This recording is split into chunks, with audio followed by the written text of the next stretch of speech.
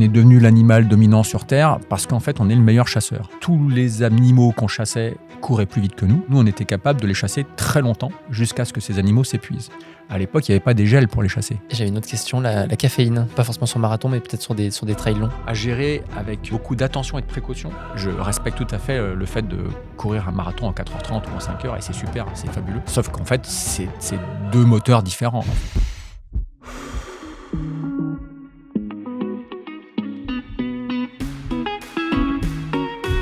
Bonjour et bienvenue dans ce nouvel épisode de BPM. Aujourd'hui, on se retrouve pour un format long, 120 BPM, avec un sujet qui va concerner tous les sportifs, la nutrition à l'effort. Pour en parler, j'ai le plaisir d'être accompagnée par Benoît Nave, ostéopathe, nutritionniste et coach d'athlètes. Autant vous dire que le corps humain, il le connaît parfaitement. Il est également diplômé en micronutrition, alimentation, prévention et santé de la faculté de médecine de Paris-Descartes. Et je suis également accompagnée par Romain Adam, cofondateur de Run Motion Coach. Romain, Benoît, comment allez-vous ? Très bien, je te remercie Maëva. Très bien aussi, très content de parler de sujet de nutrition. C'est un sujet que tous les coureurs, ça intéresse tout le monde, je pense, et moi en particulier. Super. Et ben si vous le voulez bien, on va commencer par poser d'abord les bases, donc c'est-à-dire comprendre pourquoi la nutrition à l'entraînement elle est si essentielle. Et ensuite, on fera un focus sur la stratégie nutritionnelle en course, donc avant, pendant et après l'effort. Et enfin, on terminera avec un zoom sur Baou, puisque du coup, Benoît est cofondateur de la marque, pour mieux comprendre le développement un petit peu de vos produits. Est-ce que ça vous va ? Eh ben, très bien, allez, en avant. Super. Alors pour commencer, Benoît, il a une petite question pour mieux te connaître. Donc, comme on l'a dit, tu es nutritionniste et ostéopathe. Pourquoi avoir choisi ces deux disciplines ? Parce qu'en fait, ce sont deux disciplines qui s'intéressent à la cause des problèmes que peuvent présenter les gens et plutôt qu'à chercher à aller coller une étiquette sur un symptôme et à essayer d'effacer le symptôme, en fait. Voilà.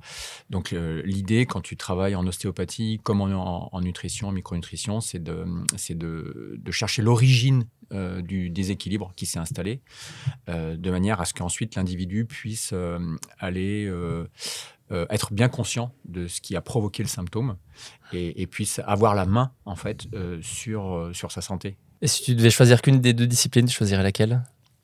Ah, tu me poses une sacrée colle. Les deux se complètent parfaitement, en fait. Elles sont extrêmement complémentaires parce qu'il y a des tas de gens qui arrivent en consultation d'ostéopathie avec des symptômes qui peuvent sembler être mécaniques, en fait, des douleurs à gauche, à droite, et qui relèvent en fait de déséquilibre nutritionnel. Parce qu'il y a des carences en je ne sais pas quoi, en oméga 3 par exemple, et donc une mauvaise capacité à lutter contre l'inflammation, ou des carences en vitamine B9 ou B12 qui provoquent, elles, de l'inflammation. Je sais pas, il y a plein d'éléments nutritionnels qui vont favoriser l'apparition de symptômes mécaniques, douloureux, chroniques, etc., quoi.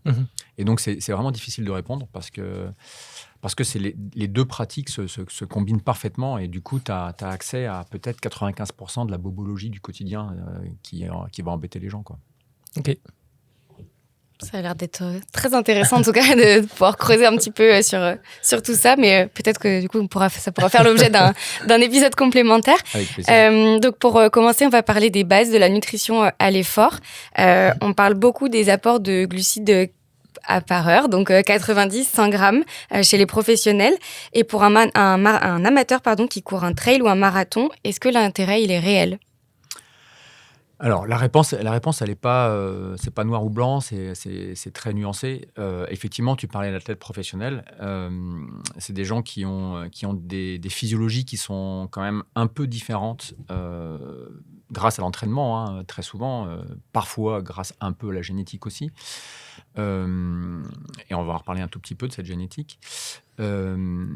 C'est en fait, quand ton organisme est capable de produire beaucoup d'énergie, il est aussi capable de brûler beaucoup d'énergie, forcément. Alors, ce qu'il faut comprendre, en fait, c'est que pour fabriquer l'énergie musculaire dont tu as besoin pour avancer, il y a une molécule que le corps fabrique qui s'appelle l'ATP, qui est en fait la monnaie d'échange énergétique de toutes nos cellules. Et cette ATP peut être fabriquée à partir de différents substrats dans ton corps, différentes molécules. Alors, la molécule la plus simple, la plus efficace, la plus rentable, on va dire, c'est le glucose, en fait. Et dans les situations d'urgence, quand tu as besoin de beaucoup d'énergie sur un instant T, alors pas sur des très courts temps d'effort, en dessous de 7-8 secondes, en fait, c'est pas le cas, mais à partir d'une quinzaine de secondes, trentaine de secondes surtout, en fait, c'est surtout le glucose qui est très efficace quand les intensités sont très élevées. Quand les intensités sont modérées, le corps sait aussi normalement très bien utiliser les lipides. Sauf que dans notre alimentation moderne, avec nos modes de vie modernes, on a perdu en partie, des fois en grande partie, cette capacité à utiliser les lipides. Et donc, on est devenu un peu moins efficace sur l'utilisation des lipides. Voilà. Bon, ça, c'était un préambule, c'était important de le comprendre. Et donc, en fait, l'idée, c'est d'essayer d'optimiser l'utilisation à la fois des lipides et à la fois des glucides à l'effort pour être à la fois économique et en même temps efficace. Voilà, au bout du compte, c'est ça qui va déterminer ta performance, en fait.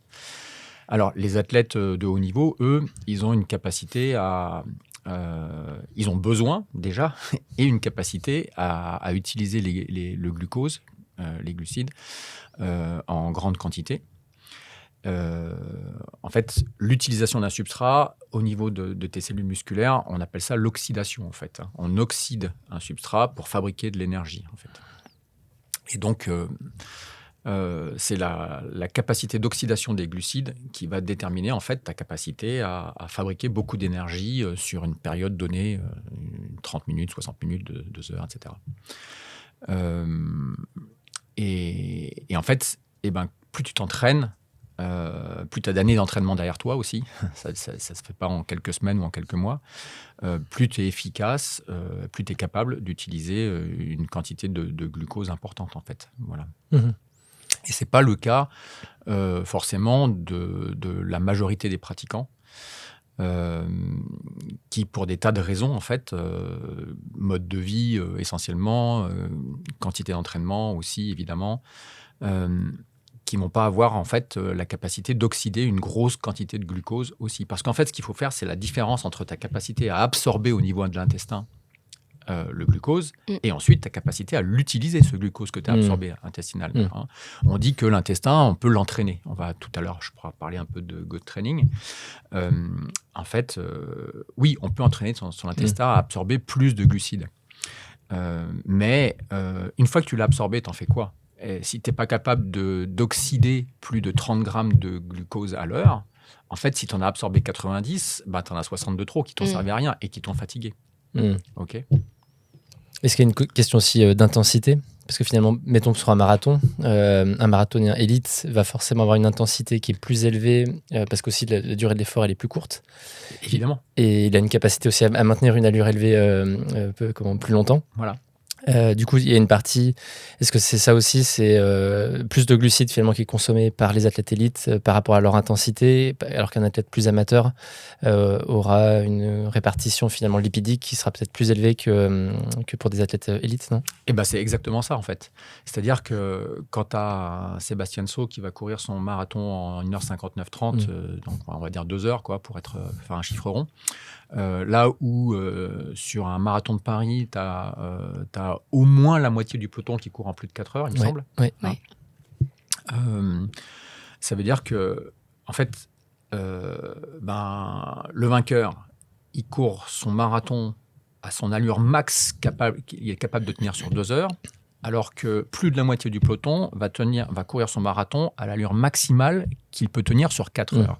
En fait, si on mettait Sébastien Saut sur une course qui dure 4 heures pour lui, en fait, il courrait évidemment moins vite sur 4 heures que ce qu'il n'est capable de courir sur 2 heures. Et donc, la proportion de glucides utilisés, de glucose utilisé pendant ces 4 heures, elle serait aussi moins importante. Il aurait une proportion de lipides plus importante. Donc, en fait, on serait sur un ratio qui serait déjà un peu différent. Donc, évidemment que pour quelqu'un qui va courir un marathon en 4h30 ou 5 heures, on n'est pas du tout sur le même fonctionnement physiologique déjà. Et en plus de ça, il est moins entraîné. Donc, en fait, on a un cumul des deux facteurs qui fait que les besoins en glucides à l'heure, en fait, sont effectivement beaucoup moins élevés déjà. Est-ce que tu as analysé la performance justement de ces marathoniens en moins de 2 heures d'un point de vue nutrition tu as pensé quoi de leur stratégie de nutrition? Je crois qu'ils sont montés à plus de 100 grammes de glucides par heure d'effort. On est à 115 ouais. pour Sébastien Saut.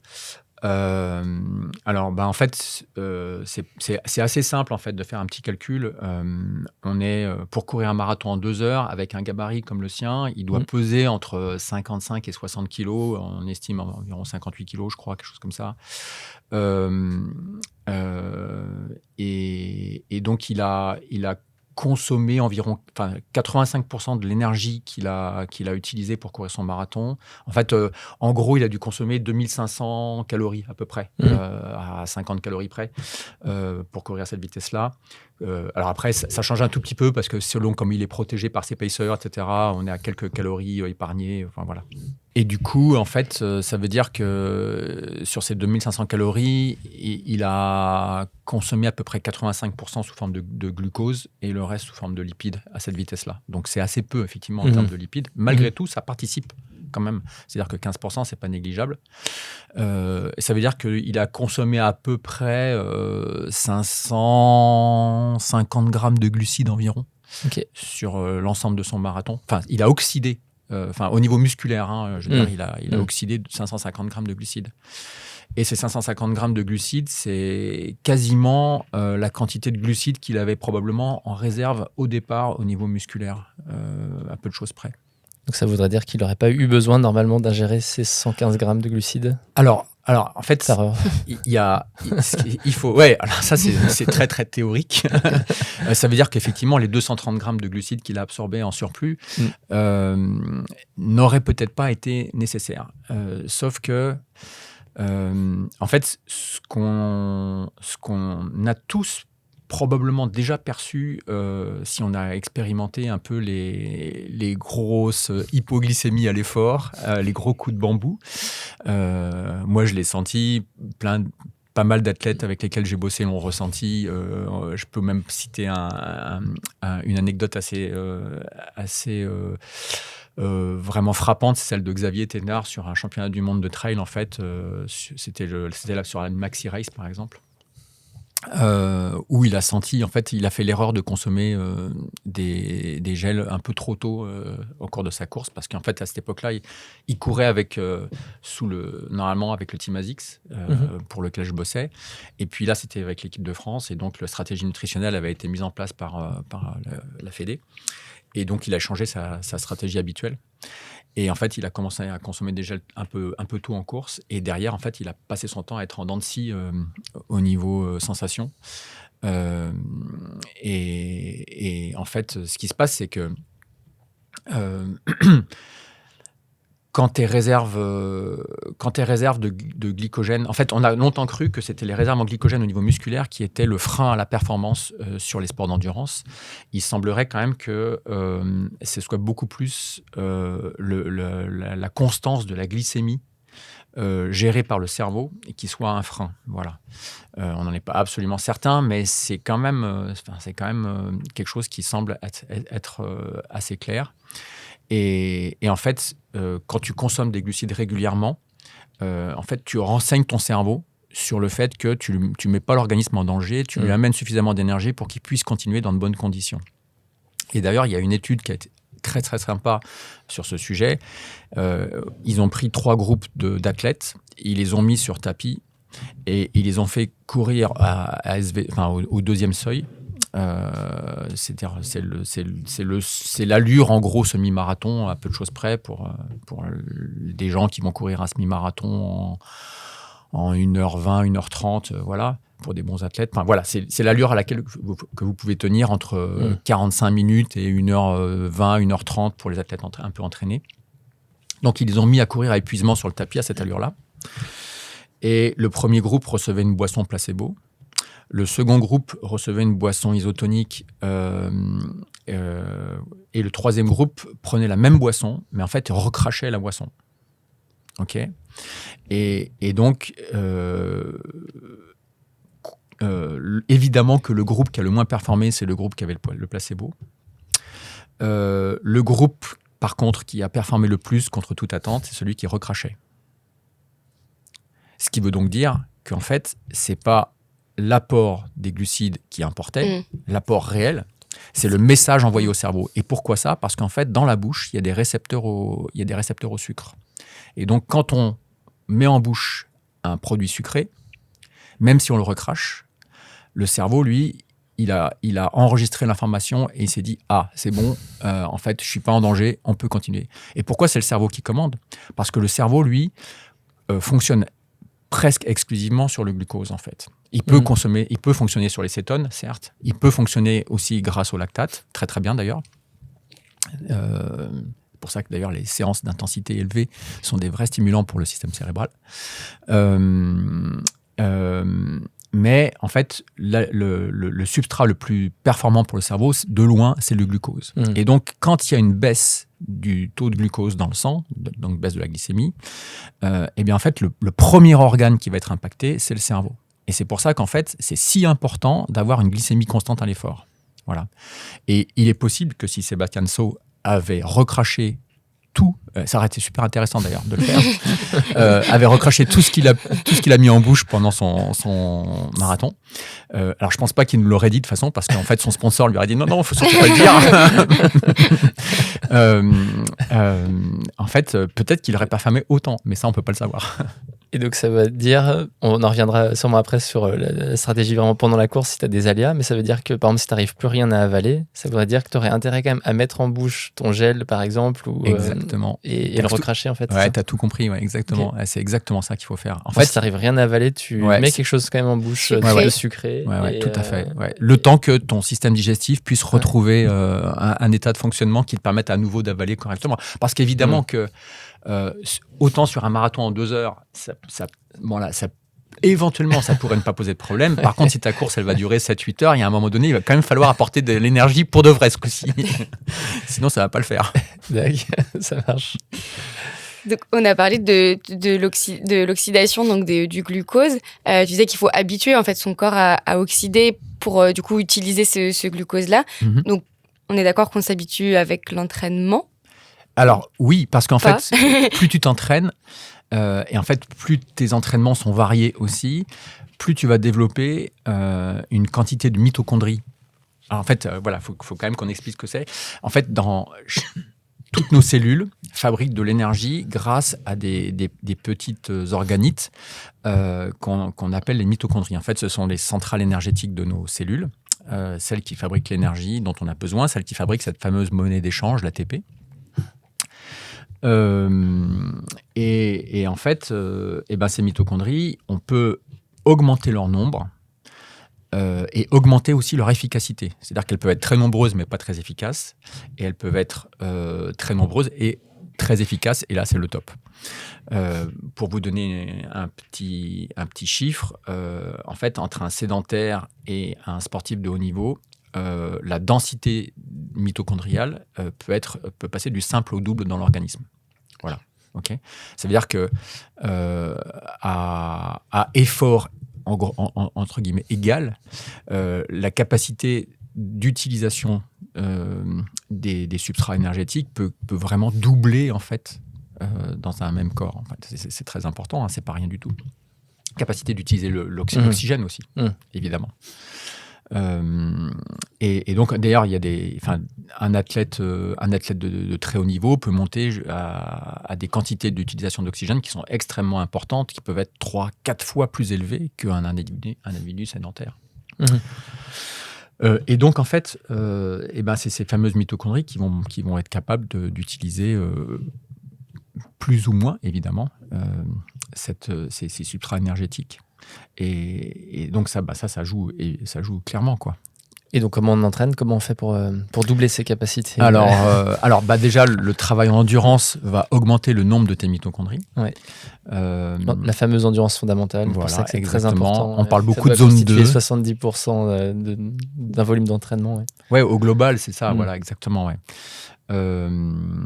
70 voire plus t'es haut même, plus ta quantité d'entraînement est importante, plus ton volume d'entraînement est important, plus la proportion d'endurance fondamentale est importante en fait. Et puis après, en fait, ce qui se passe quand tu fais des efforts à très haute intensité, toutes les mitochondries qui ne sont pas performantes, eh bien, en fait, elles vont être éliminées. Il y a un phénomène d'élimination naturelle. Elles s'auto-éliminent, en fait. C'est un phénomène qu'on appelle la mitophagie. Donc, mitochondries, voilà, et phagie, pour manger. Elles s'auto-digèrent, en fait, elles-mêmes. Et elles se refabriquent. Et donc, elle refabrique des nouvelles mitochondries. Pour autant aussi que tu aies dans ton alimentation quotidienne les éléments nécessaires à une reconstitution efficace de ces nouvelles mitochondries.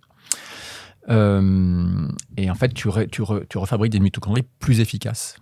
Voilà. Et donc, en fait, c'est pour ça aussi qu'il y a une si grande différence entre les athlètes élites et puis les gens qui vont courir un marathon.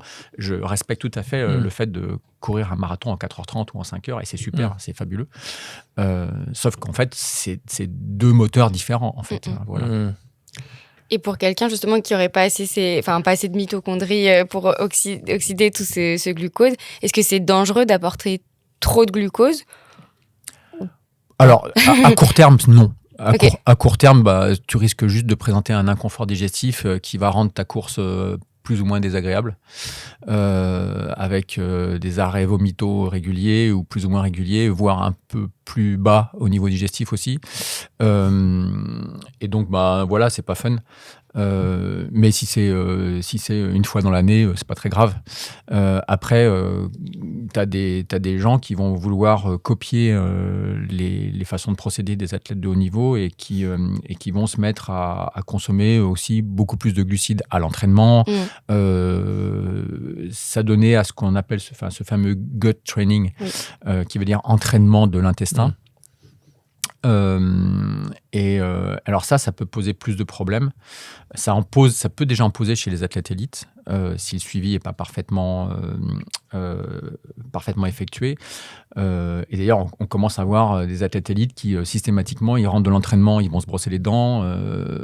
Pendant l'entraînement, si c'est un peu long, ils vont se brosser les dents. Et pourquoi ça ? Simplement parce qu'en fait, tu modifies ton microbiote. Alors, tu modifies ton microbiote buccal, évidemment, on le sait tous, le sucre, ça provoque des caries, et c'est pas anodin, en fait, c'est simplement parce que tu modifies ton microbiote buccal. Si tu modifies ton microbiote buccal, évidemment que tu vas aussi modifier ton microbiote intestinal, d'accord ? Or, de ce microbiote intestinal, en fait, dépend une grosse partie de toute ta santé. Il faut savoir que, par exemple, 70 à 80% de tes cellules immunitaires, elles sont fabriquées ou maturées dans ton intestin. Ça influe aussi sur le bien-être aussi mental. Mais directement, oui. On a tous entendu intestin, deuxième cerveau, etc. Mais en fait, c'est bien plus que ça. Le microbiote, par exemple, communique en permanence aussi avec tes mitochondries. Et donc le risque, si tu prends trop de glucides à l'entraînement, c'est de modifier ça et que ça vienne t'impacter négativement d'un point de vue de ta santé, en fait. Globalement, ouais, exactement. Et l'un des premiers risques, par exemple, c'est de développer une résistance à l'insuline. Parce que la modification du microbiote dans un certain sens va possiblement entraîner de la résistance à l'insuline. Et d'ailleurs, l'un des plus grand scientifique que le milieu de la course à pied ait connu et qui bosse encore, qui s'appelle Tim Knox, qui était triathlète lui-même, à lui, parce qu'en fait, lui, il a fait de la compétition à l'époque où c'était glucides toute la journée, en fait. Et en fait, il a développé de la résistance à l'insuline alors qu'il s'entraînait 30 heures par semaine. Donc, c'est pas à force de rester sur le canapé assis à boire des sodas qu'il a développé sa résistance à l'insuline. C'est pas ça. C'est simplement parce que en fait, ça a dû probablement modifier son microbiote suffisamment profondément pour que cette résistance à l'insuline apparaisse. Et ça, toi, tu le vois dans tes suivis nutritionnistes, des athlètes qui développent, je sais pas, des pathologies parce qu'ils mangent trop de sucre. Alors moi, je l'ai vu, je l'ai vu avec l'apparition de début de stéatose hépatique, en fait. Et chez des gens qui, avec des gabarits d'une 60aine de kilos, consommaient à l'entraînement et en compétition régulièrement 90 grammes de glucides à l'heure. Sur combien de temps? Sur 2 ans, Alors, 3 ans ou... Sur quelques années, ouais, c'est ça.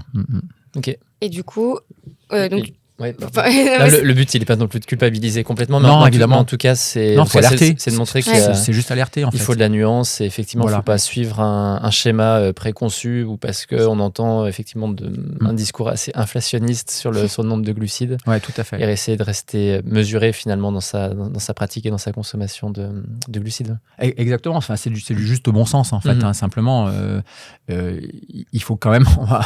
Enfin, je veux dire, on peut plaisanter un peu sur le sujet, mais on est devenu l'animal dominant sur Terre parce qu'en fait, on est le meilleur chasseur.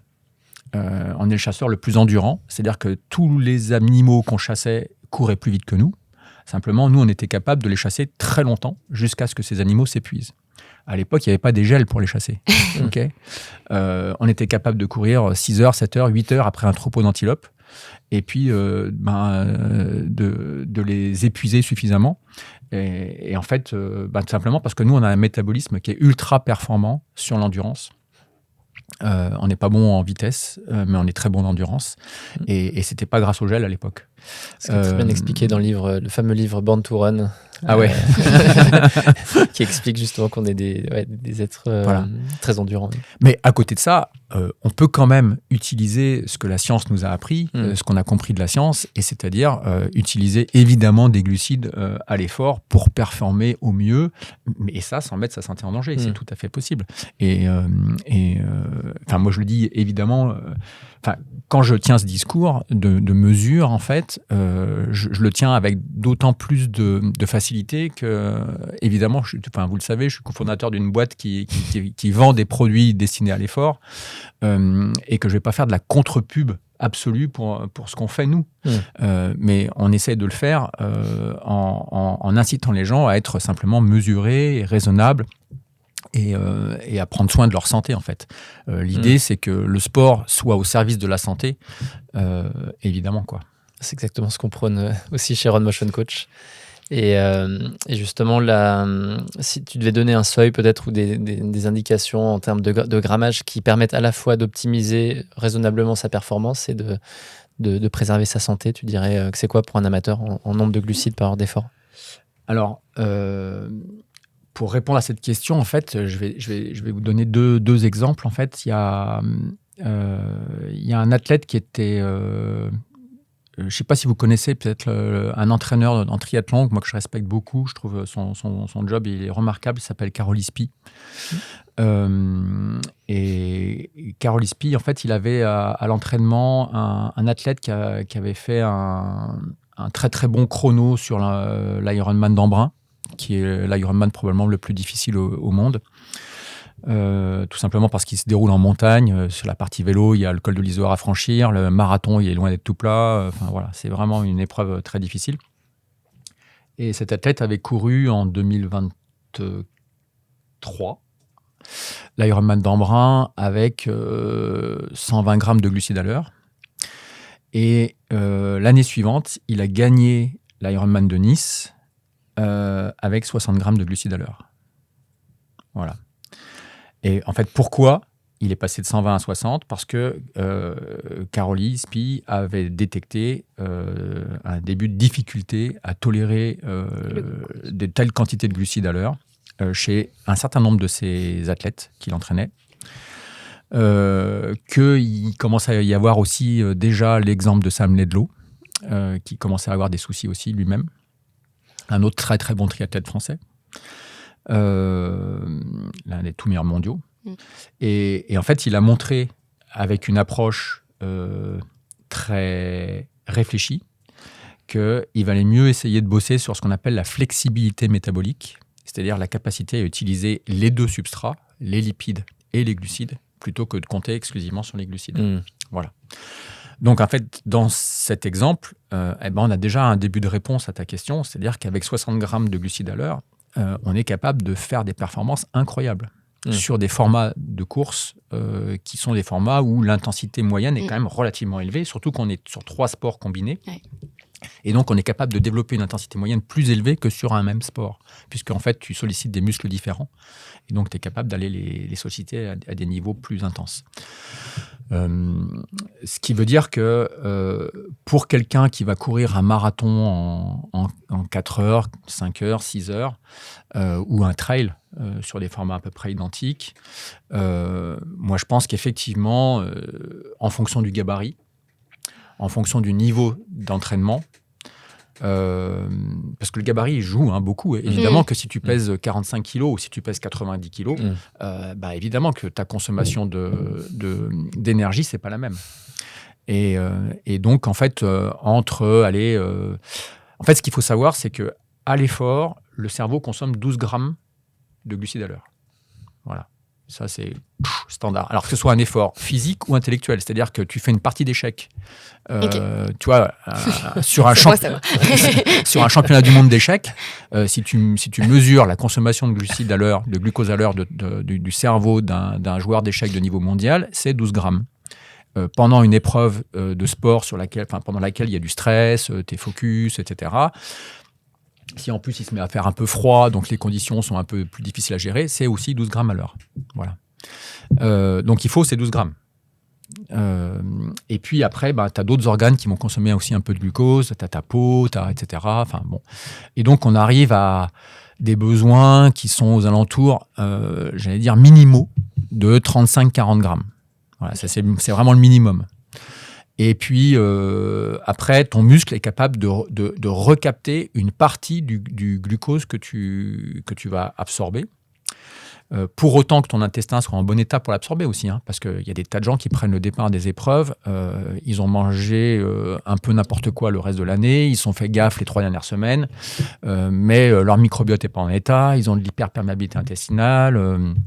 Il y a de l'inflammation un peu partout. Et du coup, en fait, au bout de 3 heures de course, il n'y a plus rien qui passe. Et puis là, c'est la cata, quoi. Mais en fait, si tu y arrives, on va dire que, 60 pour les gros gabarits, peut-être 80 grammes à l'heure, on est dans quelque chose qui me semble à peu près raisonnable. Au-delà, ça devient un peu plus compliqué, je pense. Voilà. Ok. Super. Est-ce que, Romain, tu as une dernière question sur la partie, on va dire, base de la nutrition?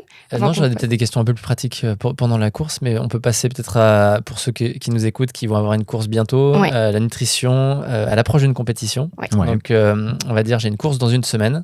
Ah oui, c'est tout proche, on n'a plus grand-chose à faire, en fait. Oui, c'est vrai. Alors on va dire que c'est un objectif intermédiaire. Alors, okay, ça marche super. Moi, en l'occurrence, j'ai l'UTMB dans à peu près 3 mois. Ouais. Allez, on va dire donc du coup 3 mois avant la course, qu'est-ce qu'on fait d'un point de vue nutritionnel, et puis après on approchera jusqu'à la course.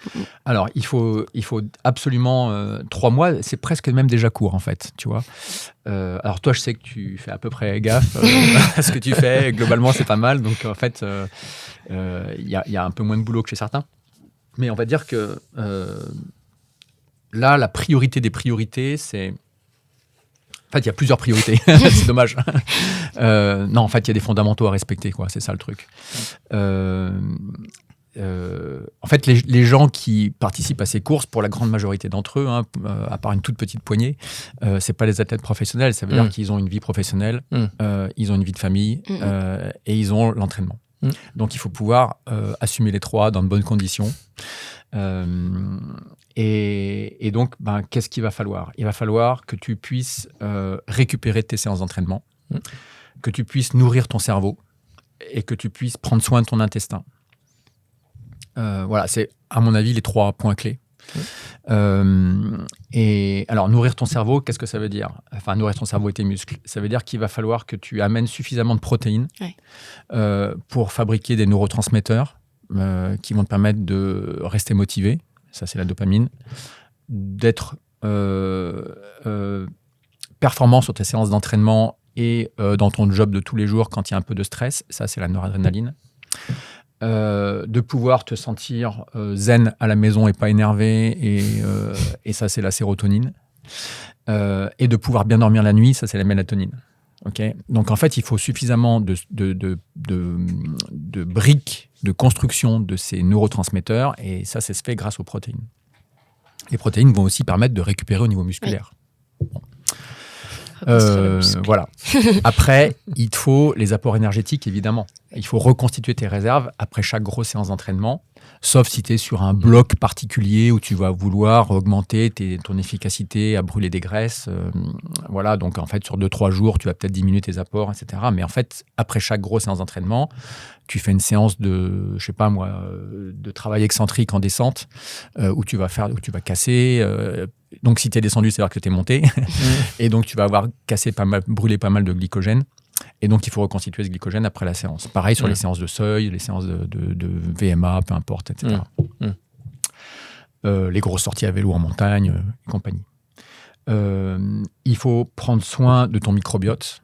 Donc, en fait, il faut une alimentation qui soit riche en polyphénol. Ça, c'est ce que tu vas trouver dans les fruits et les légumes, enfin les végétaux, essentiellement. Le thé, peu importe. Il faut une alimentation qui soit riche en fibres, parce que en fait, ces fibres, elles vont permettre à certaines bactéries de fabriquer des substances qui vont nourrir à la fois ton intestin, mais qui vont aussi permettre à tes mitochondries de fonctionner de façon optimale. Il y a un dialogue permanent en fait entre les bactéries de l'intestin et les mitochondries. Les mitochondries, on en a parlé tout à l'heure.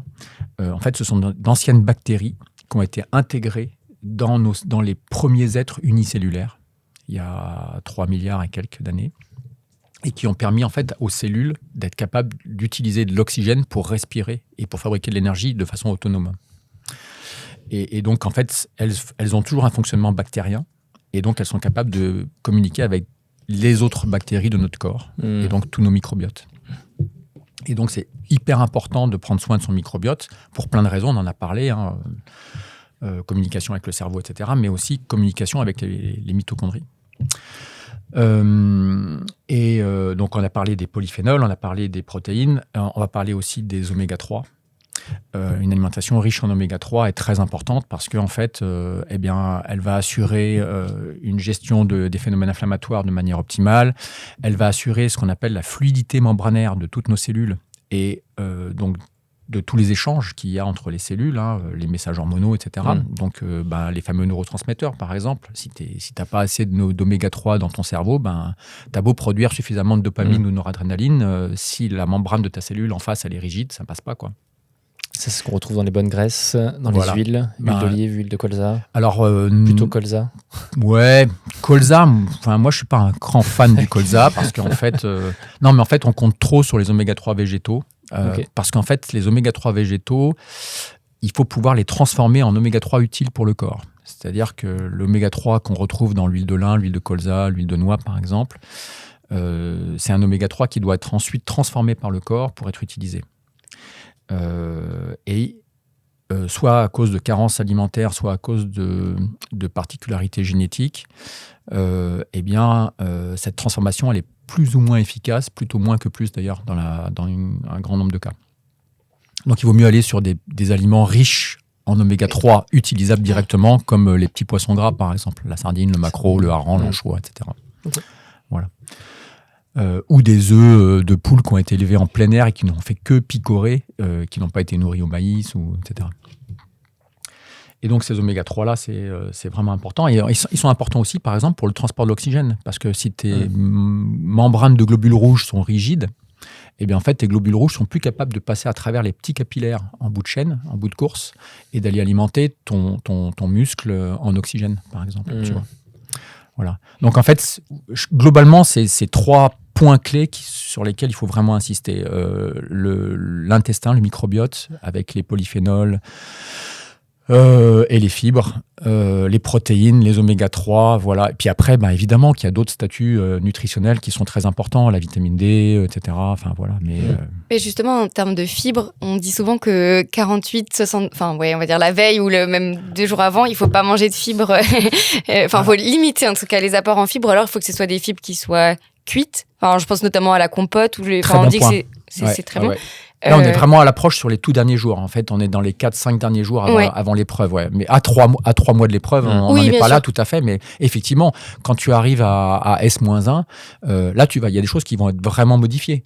C'est-à-dire que, évidemment, que par exemple, si c'est avant un marathon ou un semi-marathon, tu vas avoir pris soin, après ta dernière séance d'entraînement intensive, d'avoir fait un gros stock de glucides, d'avoir eu des repas très riches en glucides, en fait, pour avoir restocker au maximum au niveau du glycogène musculaire. Et puis aussi, tu vas avoir effectivement éliminé toutes les fibres crues, dures. Tu vas pas manger de poireaux, tu vas pas manger d'oignons, tu vas pas manger de choux, de lentilles. Tu vas éviter... tu vois, tout ce qui est un peu difficile au niveau intestinal. Mais sinon, en fait, ce qui est intéressant aussi, c'est dans les trois semaines qui m'ont précédé, peut-être modifier certaines habitudes que tu peux avoir. Éliminer l'excès de produits laitiers, par exemple, qui au niveau digestif est souvent peut être un petit peu délicat, même au niveau hépatique parfois. Au niveau musculaire aussi.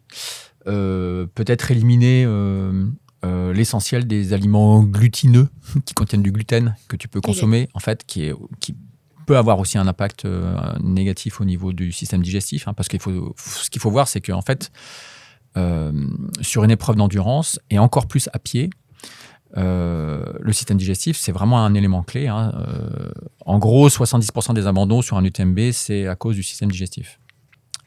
Et je parle que des abandons, je parle même pas des gens qui finissent en rampant la course, parce qu'en fait, ils peuvent plus ni boire ni manger depuis des heures et des heures. Et donc, en fait, il faut absolument prendre soin de ce système digestif, on l'a compris.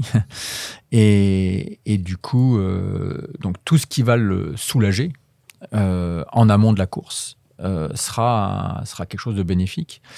Parce qu'en fait, sur une épreuve d'endurance, au bout de 10 minutes passées à 70% de VO2 max, or, sur une épreuve de ce genre-là, c'est à peu près l'intensité que tu vas mettre, 70-75% de VO2.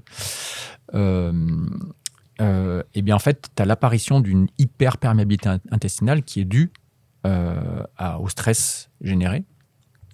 Plus le stress de la course. Plus le stress de la course, plus l'hyperperméabilité potentielle que tu peux avoir toi, parce que ton intestin ne fonctionne peut-être pas de façon optimale avant le départ. Et donc, tout ça, ça peut avoir des effets un peu cata sur cette course. Donc, en fait, on en revient à ce gluten. Si tu l'élimines pendant 3 semaines avant la course, c'est plutôt une bonne idée. Et puis après, on a parlé de la recharge en glycogène. Oui.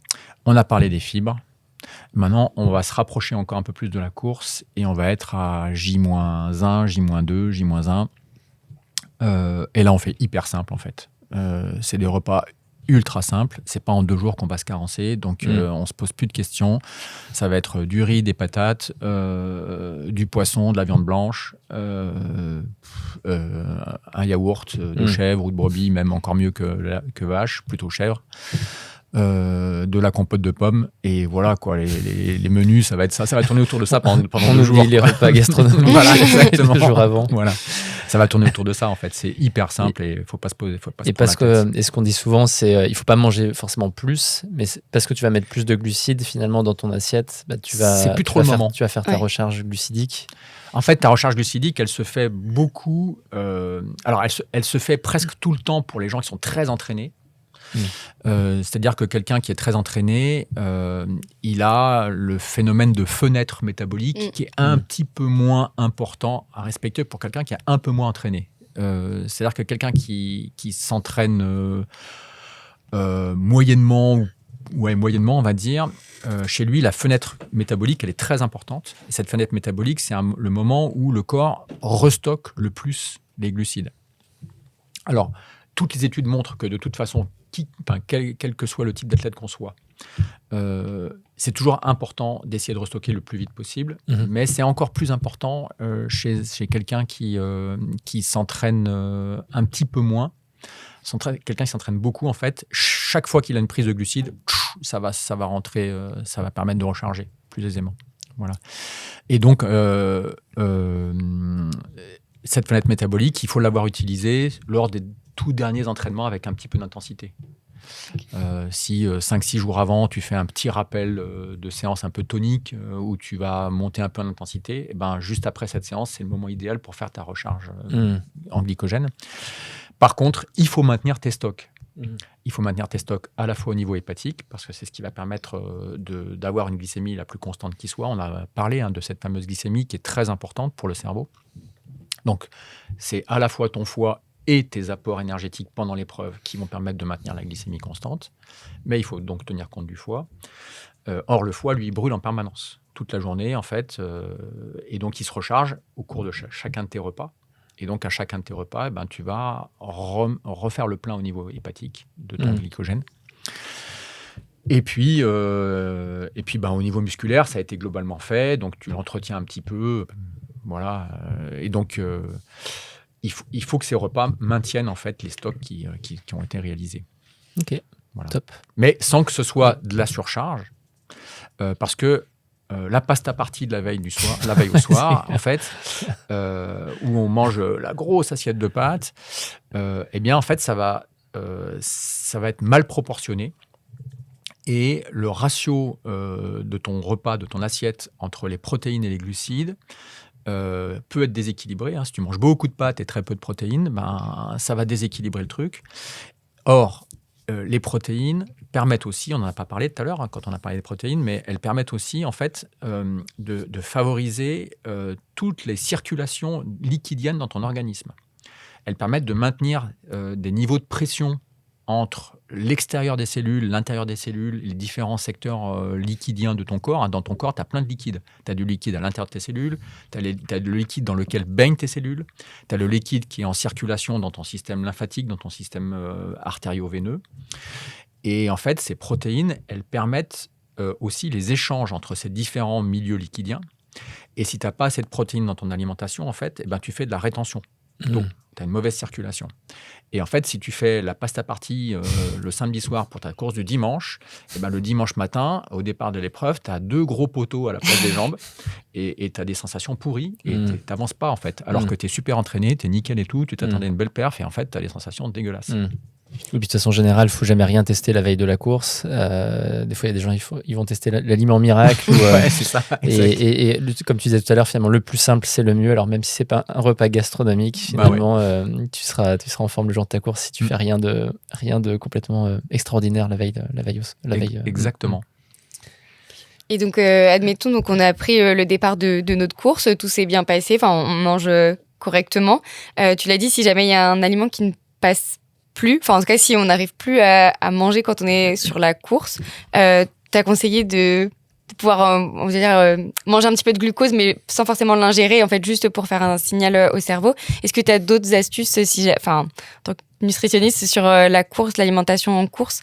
Alors déjà, un conseil qui va s'appliquer à tout le monde, je pense, c'est d'avoir testé ces stratégies en amont et d'avoir testé aussi différents scénarios.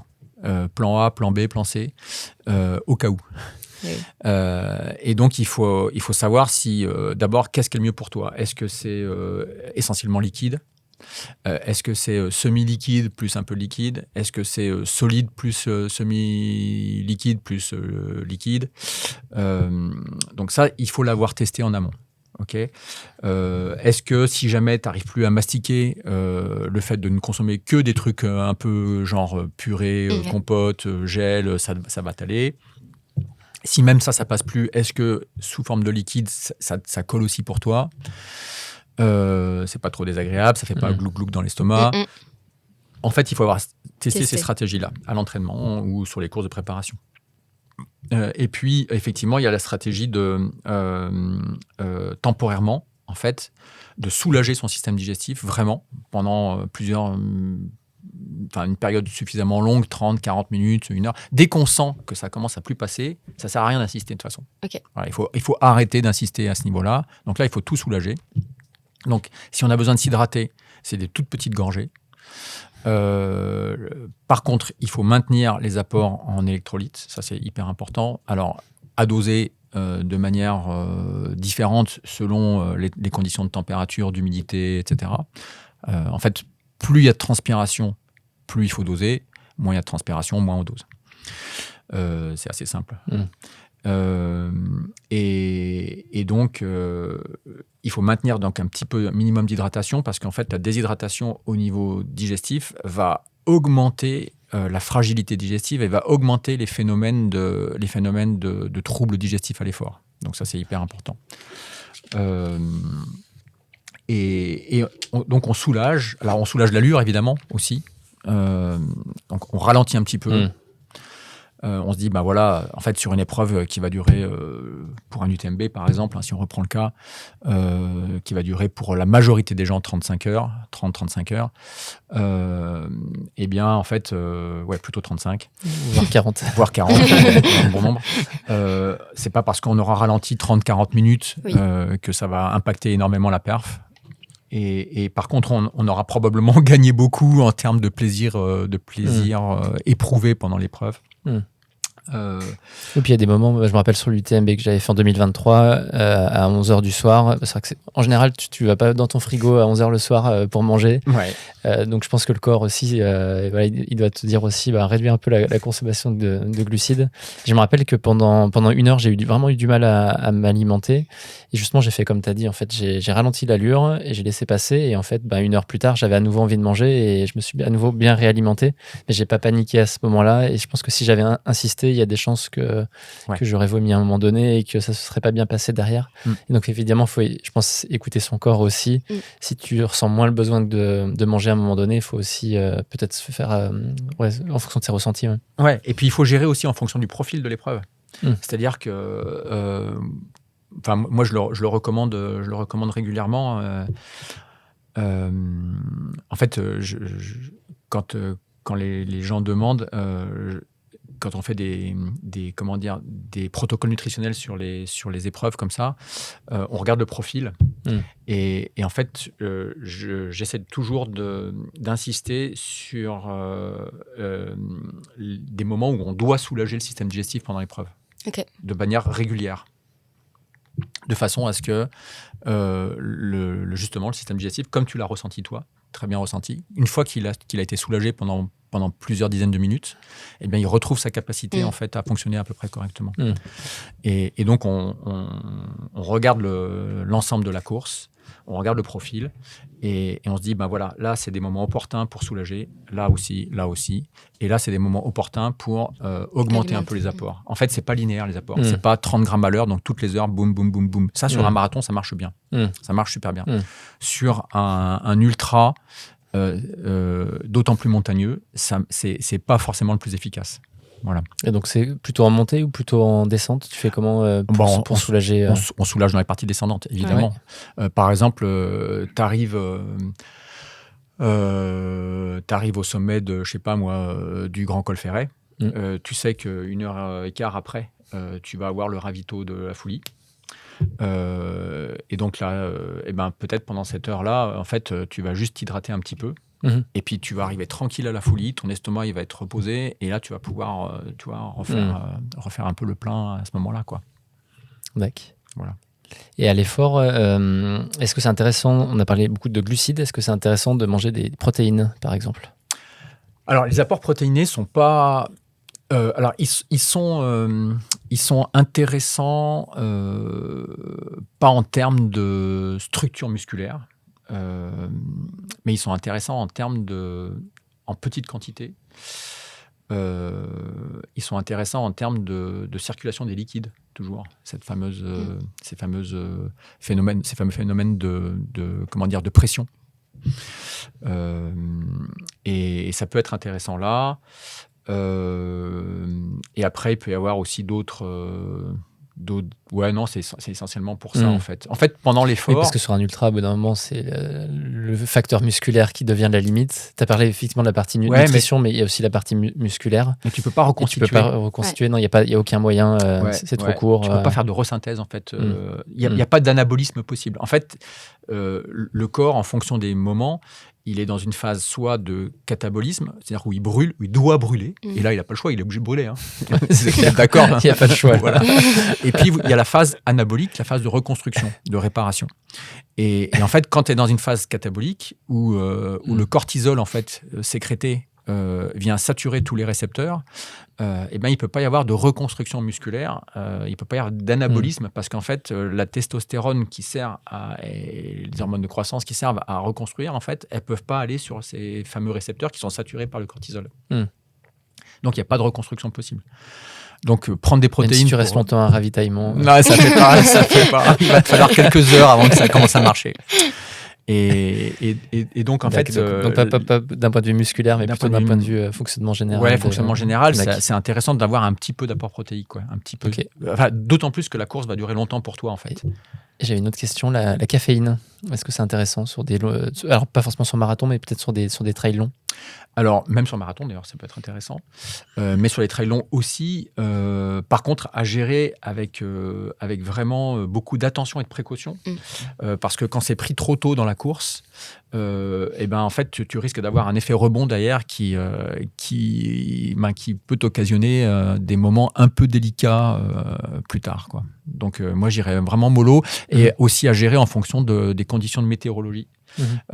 Plus il fait chaud, plus on est précautionneux avec ça, parce que la caféine va avoir un effet important sur pas mal de minéraux, sur le sodium en particulier, et le magnésium. Et derrière, si tu te retrouves perclus de crampes, les effets bénéfiques que tu auras eu pendant quelques heures risquent vite d'être annihilés par le fait que tu marches un peu de façon robotique au lieu de courir. Et si tu sors un UTMB, donc des gens qui font 40 heures, par exemple, qui vont passer 2 nuits dehors, la caféine, c'est aussi la première nuit ou c'est que la deuxième nuit? Alors moi, j'essaierai que la deuxième nuit, si possible. Si c'est envisageable, je ferai que ça, que la deuxième nuit. C'est la première nuit, en général, tu as pas mal d'excitation, tu ressens moins d'endormissement que la deuxième. Ouais. Après, il y a d'autres astuces qu'on peut utiliser pour les nuits, en fait, parce que je vous ai parlé tout à l'heure de mélatonine et de sérotonine, en fait. En fait, il y a des acides aminés qui sont... Alors, pour fabriquer de la sérotonine et de la mélatonine, en fait, la mélatonine, elle est fabriquée à partir de la sérotonine. Et pour fabriquer d'abord la sérotonine, en fait, il faut un acide aminé particulier qu'on appelle le tryptophane. Et le tryptophane est en compétition avec les acides aminés à chaîne ramifiée, les BCAA. Et donc, quand tu prends des BCAA, tu empêches le tryptophane de rentrer dans ton cerveau. Et du coup, en fait, en prenant des BCAA, du coup, tu vas abaisser les quantités de sérotonine et de mélatonine à disposition. Et donc, tu vas abaisser le moment où tu vas avoir cette espèce de perte de vigilance, d'envie de dormir, tu vois, d'envie de t'allonger sur le fossé, dans le fossé et dans l'herbe, là, pour piquer une sieste.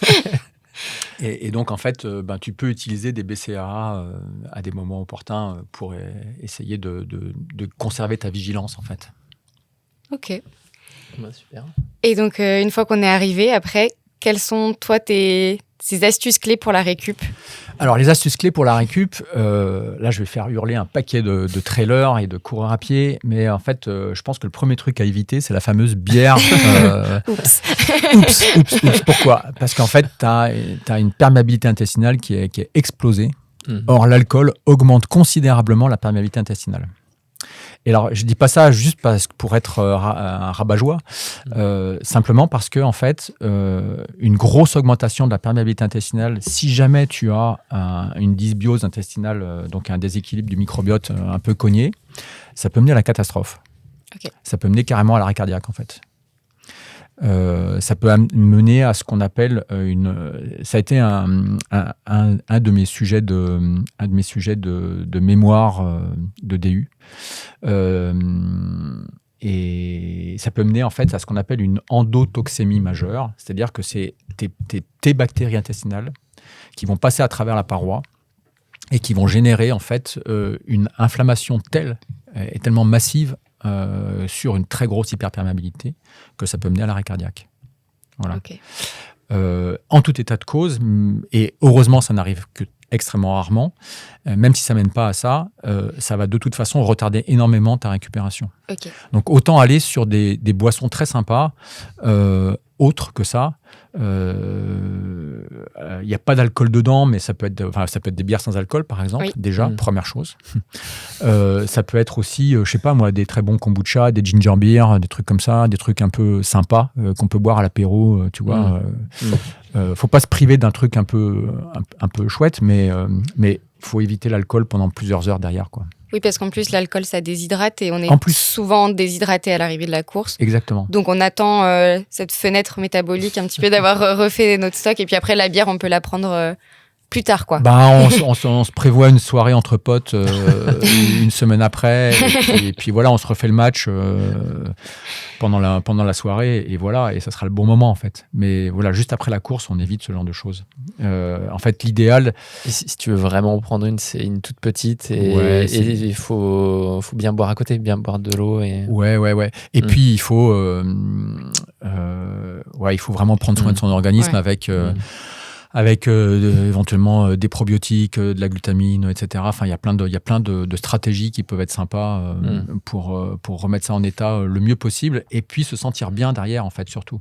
Voilà, en fait, l'idée... Enfin, moi, je pense que, globalement, la recherche, pour la plupart des gens, ça devrait être le plaisir optimal, à mon avis, je pense. Et le plaisir, il est à la fois pendant l'épreuve, il est aussi après dans le ressenti qu'on peut avoir les jours qui suivent, les semaines. Parce que si on est végétatif pendant 1 mois et demi derrière, ok, c'est chouette, on a fait sa course, mais punaise, pour l'entourage, pour ta vie professionnelle, c'est pas chouette, quoi. Et les gens, ils vont se dire, ça donne pas vraiment envie, tu vois. Alors que si derrière, tu es en bon état, que tu es vital, que tout va bien derrière, tu es déjà un bon exemple. Pour toi, c'est sympa. Tout va bien, quoi. Ok. Est-ce que tu avais d'autres questions sur cette partie-là, Romain ? Non, c'est tout bon. Je pense qu'on peut passer à la partie Baou. Parce que tu es cofondateur donc, de la marque Baou. D'ailleurs, tout à l'heure, ça m'a fait penser à plein de choses, parce que tu as parlé de tout ce que tu avais besoin pendant l'effort. Et je crois que j'ai regardé récemment la composition des boissons d'effort. Et il me semble qu'il y a beaucoup de choses. Il y a des BCA, il y a évidemment des électrolytes. Des glucides en plus. Donc, est-ce que tu peux la glutamine. De la glutamine. De la taurine. Super. Voilà. Est-ce que tu peux nous en dire plus sur pourquoi tu as créé cette marque Baou, et comment vous faites en sorte que les produits correspondent en fait aux besoins des coureurs ou des sportifs en général? L'élaboration d'un produit, c'est un truc un peu complexe. Alors déjà, moi, mon cahier des charges, il est souvent un peu... la R&D chez nous, ils s'arrachent les cheveux quand je leur donne mon cahier des charges. Parce que vous l'aurez compris, en fait, ma vision, elle est vraiment le plus possible 360. C'est à la fois efficacité à l'effort, mais aussi optimisation de la santé, en fait, optimisation du fonctionnement du corps. Et puis, en plus, on a rajouté une contrainte importante, c'est le goût. Que ce soit la texture ou le goût même. C'est d'ailleurs pour ça qu'on a le troisième de la bande, c'est Johan Comte, qui est chef étoilé, et qui vient mettre, sans jeu de mots, son grain de sel pour vraiment faire en sorte que les produits soient bons en bouche et soient agréables à consommer. Parce que quand on a créé la marque, les premières réflexions, ça date de 2013. La marque a été créée en 2017. À l'époque, sans plaisanter, moi, je me cassais les dents, pour de vrai, ça m'est arrivé, sur des power bars. Sur des sorties vélo où il faisait 5 degrés, la barre, elle était dure comme la table, là. Et ça m'est arrivé de me péter les dents dessus. C'était pas bon. Et puis la compo nutritionnelle, elle était vraiment pas terrible, quoi. Ok, t'avais de l'énergie, mais par contre dedans le reste c'était vraiment pas terrible. Il y avait des marques qui mettaient, je vais pas les citer, mais il y a des marques qui mettaient dans leurs produits par exemple des huiles hydrogénées, et nous on a mis un grand coup de pied dans la fourmilière à ce moment-là, et je pense qu'on a fait beaucoup avancer les choses. Pour rappel, les huiles hydrogénées, en fait, c'est les trucs c'est ce qu'on a dans le Nutella, c'est ce qui va boucher les artères du cœur, entre autres. Et donc, vendre des produits destinés aux sportifs qui, normalement, veulent prendre soin de leur santé, en y mettant des produits qui vont boucher les artères de leur cœur, je trouvais ça plutôt gonflé. Et donc, en fait, l'idée, c'était de créer des produits qui amenaient suffisamment d'énergie, mais de très bonne qualité, de manière à ce que la pratique du sport n'induise pas plus que ce qu'elle génère en elle-même de déséquilibre par l'apport de produits qui étaient totalement incohérents d'un point de vue nutritionnel. Et donc, le cahier des charges, il reste. Enfin, l'idée de base, c'est toujours la même. Oui. C'est de faire en sorte que les produits ne génèrent le moins possible de dysfonctionnement, et amène le plus possible d'éléments micronutritionnels qui vont à la fois permettre ta performance sur l'instant, ta récupération derrière et ton bien-être au quotidien. Voilà, c'est ça l'idée. Et donc, quand on met, par exemple, de la glutamine dans la boisson de l'effort, c'est simplement parce qu'on sait qu'à l'effort, la consommation de glutamine par l'intestin, elle est extrêmement importante et que sur une épreuve de 40 heures, elle est d'autant plus importante. Si on met de la taurine, alors contrairement à ce que la majorité des gens pensent, la taurine, c'est pas du tout un excitant. En fait, c'est un acide aminé, donc un extrait de protéines, qui va participer de manière très efficace au fonctionnement du foie. Et donc, il va permettre d'améliorer ce fonctionnement hépatique pendant l'effort, entre autres. Voilà. On y met des minéraux, mais les minéraux, par exemple, si on a le choix entre il faut savoir que tous les minéraux dans tous les produits qu'on consomme, en fait, que ce soit des compléments alimentaires, des médicaments, boissons de l'effort, ils sont toujours associés à une molécule qui les transporte, à un sel transporteur. Donc, en fait, si je prends l'exemple du magnésium, si vous prenez un comprimé de magné B6, le sel transporteur du magnésium dans le magné B6, c'est du pidolate de magnésium. Okay. Or, il s'avère qu'en fonction des sels transporteurs, l'absorption de ce magnésium, il va être très différent. Et il y a des marques qui cartonnent, par exemple en ce moment sur les réseaux, qui sont vendus uniquement en ligne, et vous regardez la compo, le magnésium qui est mis dedans, c'est de l'oxyde de magnésium, par exemple. Et pour moi, alors évidemment, c'est pas cher. C'est pas cher, c'est facile à mettre sous forme de comprimé effervescent, c'est facile à mettre parce que ça se dissout bien, etc. Ok, hyper, super. Mais par contre, efficacité zéro. Que dalle. Taux d'absorption ridicule. Et donc, nous, on s'arrache les cheveux avec la R&D. Et c'est l'objet d'un nombre d'allers-retours incroyables entre la R&D et moi, la R&D et notre sous-traitant, pour savoir comment on va réussir à formuler le truc pour que mon choix de départ, qui va être par exemple un citrate de magnésium, parce qu'il est très bien absorbé, parce que c'est du citrate et donc que c'est alcalin, et que alcaliniser un corps à l'effort, c'est ultra important parce qu'en fait, il a tendance à s'acidifier. Et donc, si on alcalinise, on va tamponner l'acidité, donc c'est bien. Et puis, ça ne génère pas... en fait, le magnésium, des fois, ça peut provoquer des diarrhées, ou une accélération du transit chez certaines personnes. Or, le citrate, pour ça, c'est vachement bien aussi. Et donc, effectivement, ça fait, par exemple, dans nos électrolytes, des comprimés qui vont se dissoudre un peu moins vite.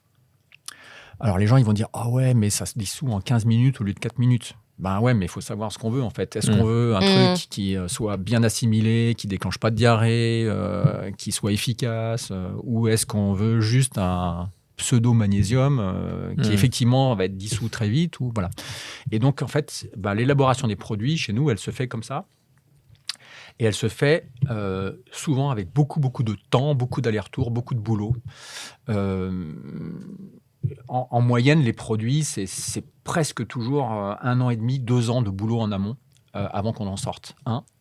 Parce que on les a beaucoup réfléchis dans un premier temps. Ensuite, on les fait tester beaucoup par notre pool d'athlètes. On a une espèce de labo interne et on a même en fait un groupe d'athlètes qui participent en permanence à l'élaboration des produits. Dans l'eau, il y a par exemple Thibaut Barognan, mais ils sont un certain nombre, il n'y a pas que lui. Il y a Loana, Le Comte, ils sont divers.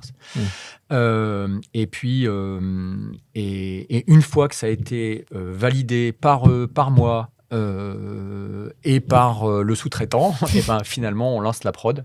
Mais ça demande beaucoup, beaucoup d'étapes et beaucoup de travail en amont. Voilà. Et ça ne sort pas à la vente avant que tout ça soit testé vraiment et approuvé par les athlètes. Par tout le monde. Ok. Et comment vous priorisez ? Parce qu'au début, donc, vous avez sorti beaucoup de bars, après les purées, et après, du coup, plutôt les gels. Les boissons d'effort. Les boissons d'effort, comment vous priorisez tout ça ? En fait, au départ, on a sorti les bars parce que c'était le truc... j'allais dire le plus simple. Non, c'était pas simple, mais c'était j'allais dire, l'objet le plus demandé au tout début. C'est-à-dire que n'importe qui va faire de l'activité, pas forcément du sport, tu pars toi en famille avec tes gamins faire une rando, le truc le plus sympa à prendre, c'est une barre en fait. Si elle est bien fichue, si elle est bonne, eh bien c'est simple à transporter. C'est un rapport poids, énergie, plaisir qui peut être intéressant. Et puis très vite, en fait, les gens nous ont dit, bah ouais, c'est super vos barres, très bien, mais moi, si je veux courir vite, les barres à mastiquer, c'est pas simple. Donc, est-ce que vous pourriez nous faire un truc plus simple ? Donc, du coup, on est allé sur les purées. Et en fait, systématiquement, les nouveaux produits sont venus de la demande de nos utilisateurs, des gens qui consomment nos produits. Toujours, à chaque fois. Une fois qu'on a fait les purées, on nous a demandé des gels et des boissons. Donc, on a développé les gels naturels. Oui. Et puis, on a développé les boissons. Et puis là, on nous a dit, ah ouais, mais en fait, il nous faut aussi des électrolytes. Donc, on a fait les électrolytes. Et puis, on nous a dit, il nous faut des boissons de récup. Donc, on a fait les boissons de récup. Et puis, voilà. Et là, on va sortir les gels stick classiques, ce coup-ci, qui sont plus comme les gels naturels, qui sont plus faits à base de purée de fruits, en fait, mais qui sont faits à base pour le coup, de sirop de glucose et de fructose, de maltodextrine. Mais par contre, on va utiliser... c'est même pas de sirop de glucose d'ailleurs. En fait, on est tout à base de maltodextrine, mais on va être sur des ratios glucose-fructose qui sont intéressants. Mais encore une fois, on va toujours rechercher la qualité optimale. C'est-à-dire qu'on va utiliser, par exemple, des maltodextrines de manioc plutôt que des maltodextrines de maïs. En fait, on va chercher à minimiser les impacts négatifs en optimisant l'efficacité. Voilà. Ça, c'est un peu le grand écart, finalement, d'être allé sur ces gels, on va dire, plus naturels. Justement, moins naturel. Mais moins plus transformé par rapport aux produits Baou de base. Ça a été une bataille en interne, ça, peut-être Alors, ça a été... en fait, de toute façon, tu ne peux pas empêcher les gens d'aller en consommer. Donc, est-ce que tu leur laisses l'unique possibilité d'aller consommer des produits que tu ne considères pas comme optimaux, ou est-ce que tu te dis, allez, je tente le coup, j'essaie de faire le produit le moins agressif possible pour l'organisme, le plus proche du souhaitable, en fait. Et puis, tu fais l'effort d'aller là-dessus, quoi. Et donc, c'est ce qu'on a fait avec ça aussi. Voilà, et puis il y a encore pas mal d'idées dans les tiroirs parce qu'on nous en demande toujours plus, et donc voilà. Est-ce que tu as une dernière question sur cette partie-là, Romain ? Non, moi après je connais très bien Baou parce que je fais partie aussi de la team des ambassadeurs. Exactement. Et du coup, je vois l'évolution, et c'est vraiment chouette ce que vous avez fait, parce qu'effectivement, moi quand j'ai fait l'UTMB en 2022-2023, il n'y avait pas ces boissons d'effort, et tout à l'heure j'ai dit que j'ai eu du mal finalement sur une boisson d'effort. En fait, c'était une boisson ultra glucidique d'une autre marque que je ne citerai pas, et du coup, je trouve ça vraiment bien en fait là ce que vous avez apporté comme nouveauté. Et en fait, maintenant on peut rester complètement dans l'univers Baou, et effectivement, je sais que derrière les produits sont bons pour la performance, mais aussi sont bons pour la santé. Donc pour moi, c'est très important. T'as pu tester du coup les boissons et elles passent bien. Ouais, super. Ouais. Vraiment bien. J'adore la menthe. Je pensais que ça passerait pas. À la base, j'aime pas trop le sirop de menthe, et à l'effort, ça passe super bien. Et par contre, je vais quand même changer un tout petit peu ma stratégie. C'est que la dernière fois, là, sur le trail du Ventoux by UTMB, j'ai pris que de la boisson d'effort, et je crois que c'était un peu une erreur. Et donc, je vais alterner eau et... j'aurai une flasque avec une boisson d'effort et une flasque avec de l'eau. Alors, je vais t'expliquer pourquoi, à mon sens, c'est mieux de faire comme tu vas faire la prochaine fois. C'est qu'en fait, la mastication participe de manière hormonale à la cascade d'événements qui te permet de mieux digérer, en fait. Et à partir du moment où tu mastiques, d'abord tu vas imprégner un peu de salive. Donc il faut savoir que tes enzymes digestives des glucides sont dans la salive quand même. Donc à part si tu n'as que du glucose, en fait, malgré tout, c'est quand même mieux, que du glucose et du fructose. Donc, mais dès que tu as un tout petit peu autre chose, il faut pouvoir casser tes molécules glucidiques, et donc l'amylase, elle est dans la salive aussi en partie. Donc ça, c'est la première chose. Et puis la deuxième chose, c'est que le simple fait de mastiquer un petit peu et de mettre en bouche et de ne pas avaler directement, ça participe en fait, à tout un ensemble de réactions au niveau du système digestif qui vont faire que derrière, ton intestin il va bosser dans de bien meilleures conditions. Ton estomac d'abord, puis ton intestin ensuite vont bosser dans de bien meilleures conditions. Et donc, c'est pour ça que sur des épreuves très longues, genre UTMB, c'est vachement intéressant de pouvoir continuer à manger des barres un peu régulièrement, parce que d'abord, ça participe un peu plus au phénomène de satiété, et aussi parce que tu vas continuer à activer un peu ton système digestif et à lui permettre de mieux fonctionner. Et puis sur certains ravitaux, moi j'aime bien la purée, par exemple, purée de patates avec de l'huile d'olive et un peu de sel. C'est parfait. C'est parfait. Ah ouais, d'accord, ça marche. Eh ben, on va bientôt terminer cet épisode, mais juste avant, on a un dernier petit point qu'on appelle l'instant cœur à cœur. L'idée, c'est de pouvoir poser la question de ton choix au prochain invité, donc on ne le connaît pas, on ne sait pas qui c'est. Il faut juste que ce soit une question qui soit politiquement correcte, bien sûr. Donc l'épisode dernier, on recevait Julien Chaurier, du coup, qui avait posé la question « Quel est ton parfum de boisson à l'effort préféré ?» Ah bah zut, Romain a déjà répondu en fait. C'est la boisson menthe en fait parce que je trouve qu'elle est très rafraîchissante. Le goût de menthe n'est pas très prégnant en fait, il est juste équilibré et on a mis aussi du citron vert dedans qui donne la petite pointe d'acidité qui fait que du coup la menthe est pas trop doucereuse et ça fait un truc qui est très frais. Et je trouve que dans un maximum de conditions en fait, c'est super agréable à boire. Même si les autres parfums, je les trouve plutôt sympas aussi, mais voilà, celui-là est vraiment top. Ça fait un peu un mojito, quoi. Ouais, ça fait un peu. Ouais, c'était un peu l'idée en fait. Non mais sérieusement, après la course. Exactement, voilà. Non mais sérieusement, en fait, on avait ça. En fait, le premier qu'on a développé dans ce parfum-là, c'était les gels en fait, citron vert menthe en fait. Oui. Et en fait, nous en interne, on les appelait Morito. Ok. Et on en avait un autre qui est en fait ananas, coco dans les gels et qu'on appelait Pina Colada. Exactement. Je suis un collab. Voilà. Et on avait d'ailleurs hésité à les vendre sous cette appellation-là, mais on s'est dit non parce que ça va pas faire. Super. Et du coup, quelle serait la question que tu poserais au prochain invité ? J'imagine que ça va forcément tourner autour du sport et des sports d'endurance et de la course à pied. Quelles sont tes motivations profondes pour ta pratique de la course à pied ? Super. Et du coup, quelle serait ta réponse pour cette question ? Pour moi ? Ouais. J'en ai plusieurs en fait. J'en ai plusieurs qui se chevauchent et je saurais pas laquelle mettre en tête. La première, c'est d'explorer le fonctionnement de mon corps, d'explorer ses réactions, parce que vous avez compris, ça me passionne un peu, et du coup, je trouve que c'est passionnant de comprendre comment le corps réagit à tel ou tel type de stimulation. Le deuxième, c'est que ce matin, j'ai pas eu le temps parce que vous m'avez fait lever de bonne heure. J'étais debout à 5h45, donc j'ai pas eu le temps d'y aller. Mais quand j'ai besoin de, par exemple, j'étais à Paris pour une réunion importante il y a 15 jours et en fait, je suis parti courir sur les quais à 6h du matin parce que derrière, je sais que intellectuellement, je suis ultra performant.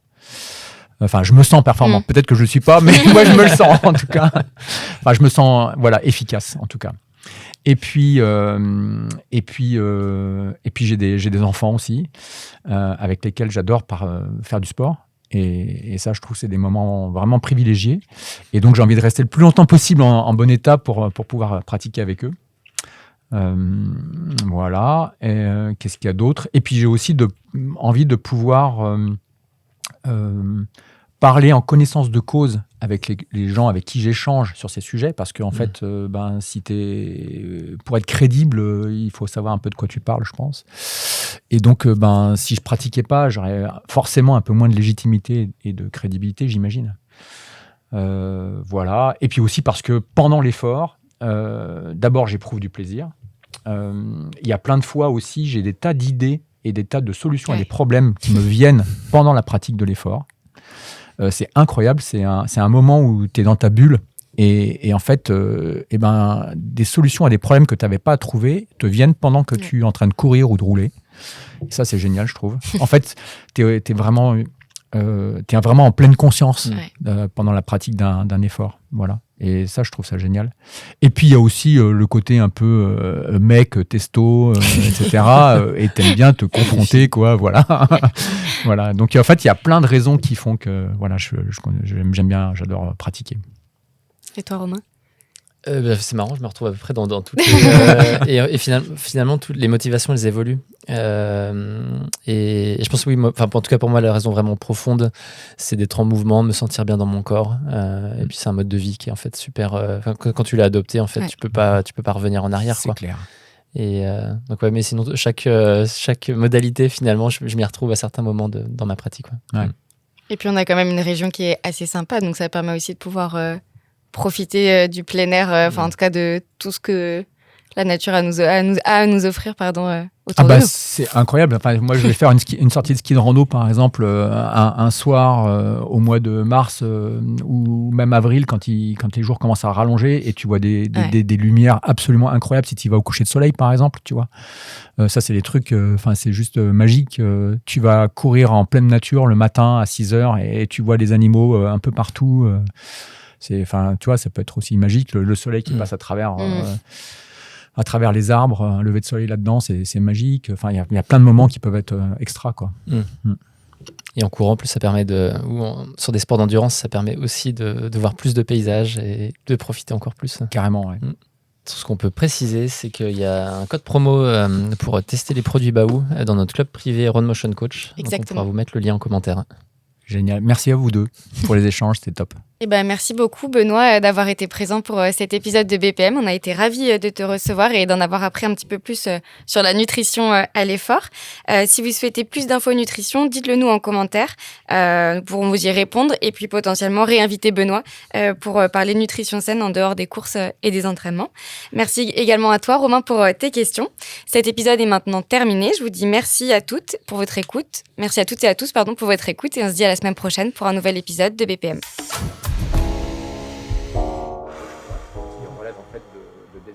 Nutritionnel parce qu'il y a des carences en je sais pas quoi, en oméga 3 par exemple, et donc une mauvaise capacité à lutter contre l'inflammation.